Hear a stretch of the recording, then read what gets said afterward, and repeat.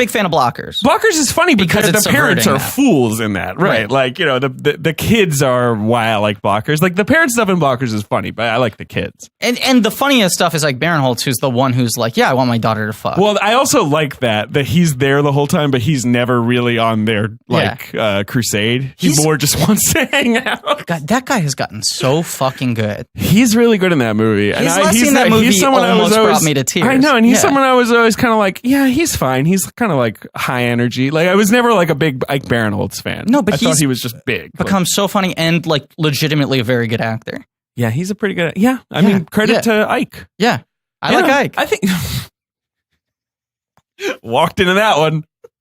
Did you see Blockers? I haven't. Do you like Ike? Ike, he's funny in like the Neighbors movies. Show me. Yeah, I like him a lot in those.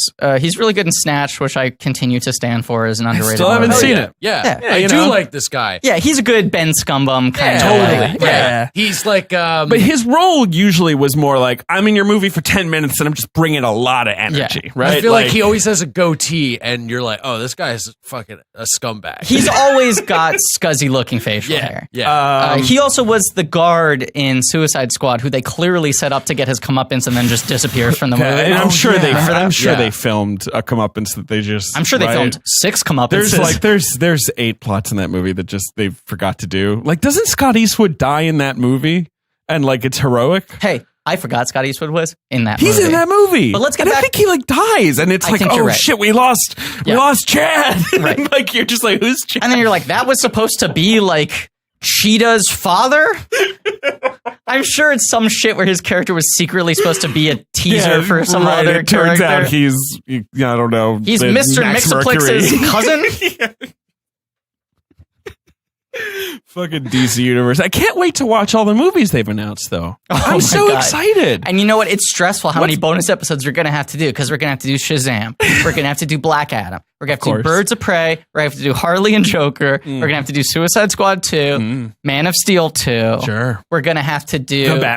The Batman. Green Lantern Corps. Yes, 100%. Isn't there something like, like Chloe Zhao is going to, direct a fucking No, that was Captain Marvel. movie? That was Captain Marvel. She met for Captain Marvel. You're thinking of the Birds of Prey movie. I actually was joking. She met for Black Widow. Okay. Oh, you're right. Yeah. We still got Cyborg coming up. Oh, we got Cyborg coming up. Yeah. We got Cyborg too. Are they bringing Bergman back from the dead for that one? Who they got? We got Flashpoint. I think Wonder Woman 2 stuck in development hell. Right there. Let's not devote a lot of energy to that one. No, my favorite thing is they're always like, let's one up. So, all right, we got Spielberg. Spielberg's going to make a movie. Okay, Black Hawk. You like him? Yeah, he's going to make a movie. Who else we got? We got fucking Scorsese. Okay, he'll make a movie. Ava DuVernay's New Gods. Ava DuVernay's going to do New Gods. Right, into the fold. James Cameron, he's doing a movie. Who else we got? Michael Cimino, he's alive. He's back. He's doing a movie. We got Teen Titans Go to the movies. We got Teen Titans Go to the polls. We got Teen Titans Pokemon Go to the polls. Do you imagine in this boardroom that they're all vaping? Yeah, they're all. It's all like it's 20 Affleck clones vaping. Yeah, so we got to do a Birds of Prey.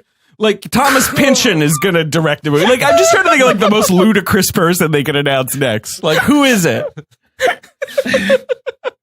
Ida Lupino. She's back from the dead. We support female filmmakers. Ida Lupino is going to make a Black Canary movie. DC has always prided themselves. Who's the one who's, like, a magician lady? Oh, Zantana? Zantana, yeah. Ida Lupino's going to make a Zantana. Yeah, sure. Yeah, great. No, I was just saying, because you know how, like... Elaine May's making a Zantana movie. DC was so, just fucking waving their arms about the fact where, like, we're doing Wonder Woman before Marvel's done a female superhero. We're doing Cyborg before Black Panther. Sure. What if their big thing was, like, we're going to be the first studio to hire a dead director? Like at CinemaCon, they have like a Frankenstein machine, and they like put electrodes onto a corpse. And Fritz they're like, Lang is doing Detective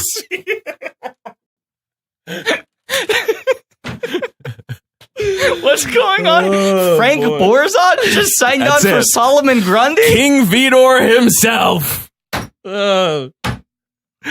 I'm running out of DC villains or heroes, whatever. Hawkman. King Vidor's doing Hawkman. Can I pat myself on the back and call my own shot? Sure.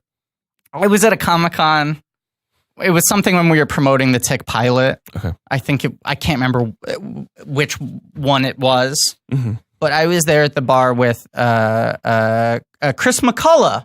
Okay. A.K. Jackson Public, creator of Venture Brothers. Sure. He's a great guy who I just realized we should have on the show at some point. Let's have him on. But we were... I love how you're occasionally just like, oh shit, I actually know like Michelle Obama. Which, you know what? And she texts me and says that she listens to the show. That's weird. She loves it. She likes when the dog is off the leash. Yeah, she was like, just listen to Lincoln. Dog's off the leash. Oh boy. Sometimes people call me David Dogs. I mean, people who like me are called David Dogs, for people to understand that. Yes. But now also you've become the dog when you're silly. Right. When you get silly, you become the dog and the dog's off the leash. Yeah. Jackson Public and I were at this like fucking hotel bar where the convention was, watching watching attendees who were still in their cosplay outfits. Sure. Like ordered. Drunkenly trying to make passes at each other. Sure, right, it was right, like right. that, like last night of summer camp, dance, like who is the best one? So there was a guy dressed up as Solomon Grundy who was just swinging and missing so hard. And we just were like for 45 minutes, like at a fair distance, right? Far away from him, just making Solomon Grundy jokes about this guy trying to wedge himself into circles and like get attention. And then he'd like slowly walk away. And I just at one point went, Solomon Grundy, born on a Monday, not his night. Pretty good. It's pretty good. After he like swung and missed with like Princess Bubblegum or whatever. Yes. It was exactly that. And he like wasn't being aggressive. It was like he was clearly like the one person who didn't have like a pack of friends with him. Well, also dressing up as Solomon Grundy is look. not like a good move if you're looking to, look hot, right? Like, I mean, like, I'm like basically a Frankenstein man. You're like an unintelligent Frankenstein man who lives in the sewers. Yeah, exactly. You got raggedy clothes and muck on your face. Not his night. Look at this. He's got 4 knives in him in this one. I'm showing Ben some pics. Solomon Grundy. You would love Solomon Grundy. We should get Ben attached to direct a Solomon Grundy movie. It's happening. DC would take Oh, no, that. unfortunately, it turns out that Moses of the Bible is directing that one. We here at DC. We brought him back. He brought you the 10 Commandments. The actual ones, not the movie. For the listener at home, I like that joke so much, I swatted my mic away from my face and almost swung it a full 360 degrees. Almost hit me in the face. All right. So, Phil Lord and Chris Miller.